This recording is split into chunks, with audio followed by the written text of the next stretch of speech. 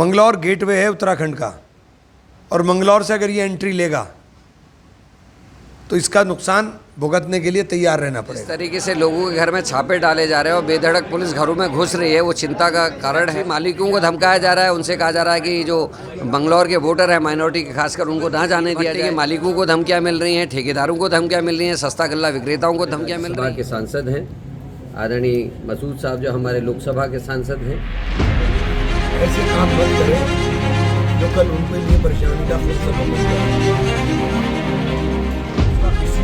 सरकार करने जा रही है और खुले तौर पे उन्होंने ऐलान किया है। हम सब साथ जैसा कि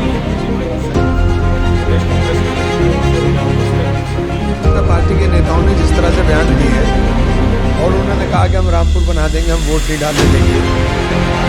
अगर ये पार्टी उत्तराखंड के अंदर प्रवेश करती है, मैं सबसे पहले उत्तराखंड के लोगों से कहना चाहता हूं कि उत्तराखंड बहुत शांत और शरीफ लोगों का प्रदेश है।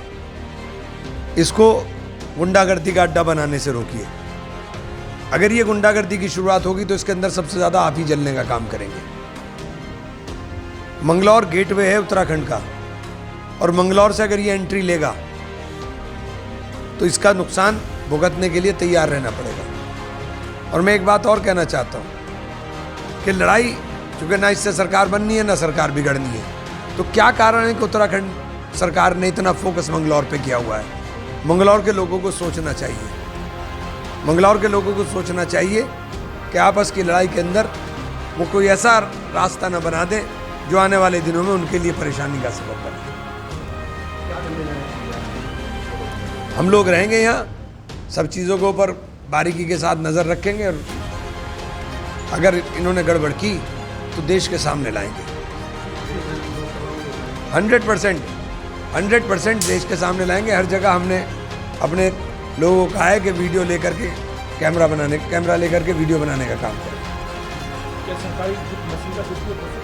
हो रहा है, दिखाई नहीं दे रहा है किस तरह लोगों को पकड़ रहे हैं, छुट्टियां नहीं दे रहे हैं, फैक्ट्रियों के अंदर ड्रामे कर रहे हैं, हो रहा है। लगातार कोशिशें हो रही हैं। जिस तरीके से लोगों के घर में छापे डाले जा रहे हैं और बेधड़क पुलिस घरों में घुस रही है, वो चिंता का कारण है। जिन लोगों के पास कोई आपराधिक रिकॉर्ड नहीं है, जो कभी गलत कामों में नहीं रहे, उनको तंग किया जा रहा है। ऐसे केसेस जो 2001-2002 के हैं और जिसमें वो कोर्ट से बरी हो चुके हैं, उन लोगों को भी थाने में बुला के 5-5 घंटे बैठाया जा रहा है। 14 में क्यों नहीं बैठाया, 22 में क्यों नहीं बैठाया, 2024 के सांसद के चुनाव में क्यों नहीं बैठाया, आज ही क्यों बैठा रहे। तो ये सब ऐसे काम हैं जो चिंता में डालने वाले हैं। फैक्ट्री मालिकों को धमकाया जा रहा है, उनसे कहा जा रहा है कि जो बंगलौर के वोटर हैं माइनॉरिटी के, खासकर उनको ना जाने दिया जाए। ईंट भट्टे के मालिकों को धमकियां मिल रही हैं, ठेकेदारों को धमकियां मिल रही हैं, सस्ता गल्ला विक्रेताओं को धमकियां मिल रही हैं। लेकिन इस राज्य में इसी हरिद्वार में एक 14 साल की लड़की का 26 जून को बलात्कार हुआ और बीजेपी का कार्यकर्ता उसका मुख्य आरोपी है, उसके खिलाफ कोई कार्रवाई अभी तक नहीं हुई, उसको पकड़ा नहीं गया है। और इन मुद्दों को जनता के बीच में ना उठाया जा सके, इसलिए बीजेपी सारे हथकंडे उतार रही है।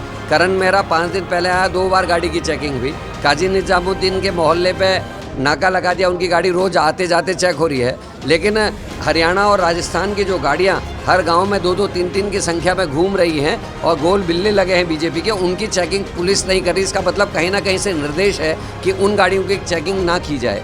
और बीजेपी के कार्यकर्ता जिस तरीके से खुले मंचों से धमकियाँ दे रहे हैं, वो धमकियाँ दे रहे हैं बूथ नंबरों को गिनाते, वो धमकियाँ दे रहे हैं नौजवानों को, धमकियाँ दे रहे हैं अन्य लोगों को।